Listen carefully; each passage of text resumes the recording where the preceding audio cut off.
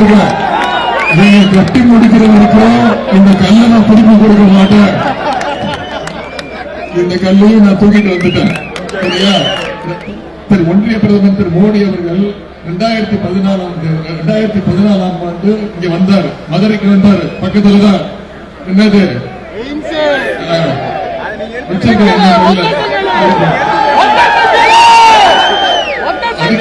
போனாரு. ஒரே கல்லு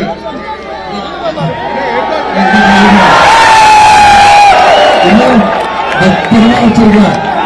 நீங்க கட்டி முடிக்கிற வரைக்கும் இந்த கல்லை நான் திருப்பி கொடுக்க மாட்டேன். இந்த கல்லையும் நான் தூக்கிட்டு வந்துட்டேன். சரியா? திருப்பி 2019ஆம் ஆண்டு வந்தாரு.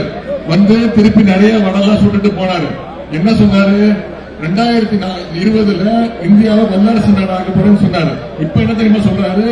2047 வல்லரசு நாடாக போறேன்னு சொன்னாரு. ஞாபகம் 2019ஆம் ஆண்டு திடீர்னு ஒரு நாள் நடுராத்திரி எந்திரிச்சு என்ன பண்ணணும்னு தெரியாம 500 ரூபா நோட்டு 1000 ரூபா நோட்டு செல்லாதுன்னாரு. ஞாபகம் என்ன சொன்னாரு? கருப்பு பணத்தை ஒழிக்க போறாரு. ஒழிச்சாரா? ஆயிரக்கணக்கான மக்கள், லட்சக்கணக்கான மக்கள் ஏடிஎம் வாசல் நின்று உயிர் போனதான் மிச்சம். இப்படி எதையுமே தமிழ்நாட்டுக்கு செய்யல. எல்லா நம்முடைய பயணத்தோட பேரு, இந்த பிரச்சார பயணத்தோட பேரு மாநில உரிமைகளை மீட்போம். நம்முடைய தலைவருடைய குரலாக அனைவருமே இந்த பிரச்சாரத்தை எடுத்து செல்வோம் அப்படிங்கிறதா. மூணு உரிமை அதை சொல்லிடுறோம். மொழி உரிமை, மொழி உரிமை, நம்மளுடைய மொழி உரிமை. அதாவது ஒன்றிய அரசு கடந்த 5 வருஷத்துல தமிழ் வளர்ச்சிக்கு ஒதுக்கின தொகை எவ்வளவு தெரியுமா? 0, 1 ரூபா கூட ஒதுக்கல. ஆனா ஹிந்தி மொழி வளர்ச்சிக்கும் சமஸ்கிருத மொழி வளர்ச்சி, சமஸ்கிருத மொழி யாரும் பேசாத மொழி, அதுக்கு மட்டும் இந்த 5 வருஷத்துல 5000 கோடி ரூபாய் ஒதுக்கி இருக்காங்க. அது மட்டும் இல்ல, என்இபி நேஷனல் எஜுகேஷன் பாலிசி, புதிய கல்விக் கொள்கை திட்டம். இந்த திட்டத்தின் மூலமா குலக்கல்வி திட்டத்தை கொண்டு வராங்க. அதாவது என்ன குலக்கல்வி திட்டம்? என்ன? அப்பா செருப்பு தைச்சா பையனும் செருப்பு தைக்கணும். அப்பா என்ன தொழில் செய்யறானோ அதே தொழில் தான் பையன் செய்யணும். பையன் படிக்க கூடாது.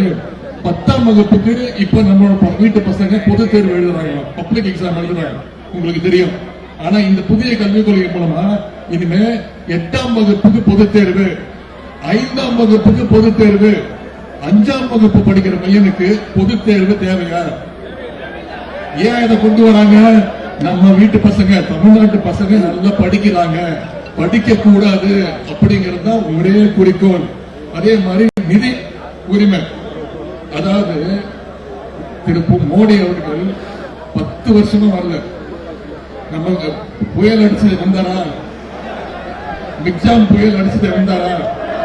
சென்னை, செங்கல்பட்டு, திருவள்ளூர், காஞ்சிபுரம், தூத்துக்குடி, திருநெல்வேலி அனைத்து மாவட்டங்களும் பாதிக்கப்பட்டோம். வந்து எட்டி பார்த்தாரா? நம்முடைய முதலமைச்சர் இழப்பீடு வேணும், 37,000 கோடி ரூபாய் இழப்பீடு தமிழ்நாட்டு மக்களுக்கு தரணும்னு கேட்டார். கொடுத்தாங்களா? என்ன சொன்னாரு? ஒன்றிய நிதியமைச்சர் என்ன சொன்னாங்க? முதலமைச்சரா கேட்டார். நம்முடைய முதலமைச்சர் ஒன்றிய நிதி கொடுக்கலனாலும் பாதிக்கப்பட்ட அனைத்து குடும்பத்திற்கும் 6,000 ரூபாய் கொடுத்தார். என்ன சொன்னாரு? நிதி கொடுங்க அப்படின்னாரு. ஒன்றிய நிதியமைச்சர் என்ன சொன்னாங்க? நாங்க என்ன ஏடிஎம் மிஷின் கேட்டாங்க. உடனே நான் என்ன சொன்னேன்? நீங்க ஏடிஎம் மிஷின் கிடையாது, மக்கள் ஓட்டு பணத்தை கேட்டேன். கேட்டதுக்கா நான் என்ன மக்கள் ஓட்டு பணத்தை கேட்டேன்? எங்க தமிழ்நாட்டு மக்கள் நீங்க நாம கட்டி இருக்கிற வரி பணத்தை தான் திருப்பி கேட்டேன்.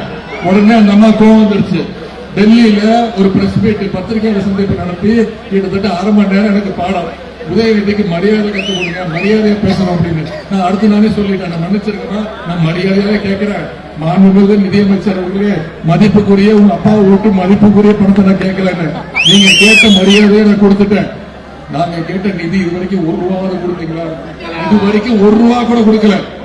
இன்னொன்னு, இந்த 5 வருஷத்துல தமிழ்நாடு மட்டும் தமிழ்நாட்டு மக்கள் ஒன்றிய அரசுக்கு, பாஜக அரசுக்கு கட்டியிருக்கக்கூடிய வரிப்பணம் எவ்வளவு தெரியுமா?